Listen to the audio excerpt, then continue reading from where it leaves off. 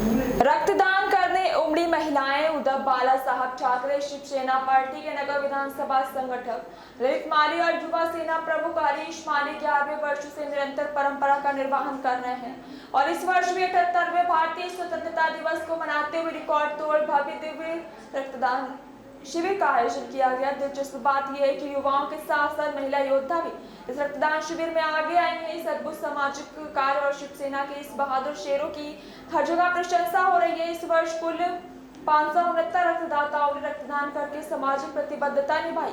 इस कार्यक्रम के अवसर पर सांसद डॉक्टर शोभाताई बच्चाओं धुले, ग्रामीण विधायक कुणाल पाटिल, पूर्व विधायक अनिल गोटे, स्वामीनारायण मंदिर के ज्ञान चिंतन स्वामी, पूर्व ग्रामीण विधायक शरद पाटिल सहित बुजुर्ग गणमान्य नागरिक उपस्थित थे।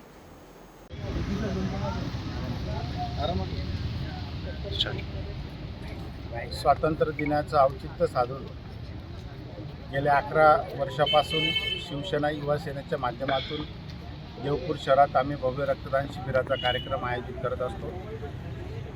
हा कार्यक्रम आम्ही 15 ऑगस्टच्या दिवशी का ठेवतो त्याचं कारण असं आहे की आपल्या देशामध्ये सर्वात पवित्र दिवस म्हणून हा दिवस मानला जातो। तसेच पावसाळ्याचे दिवस सुरू असतात आणि या दिवसात डेंग्यू आणि मलेरिया आणि विविध प्रकारचे आजार डोक्यावर काढत असतात आणि या काळात मोठ्या प्रमाणात शहरात जिल्ह्यात रुग्णांना रक्ताचा पुरवठा हा कमी पडत असतो।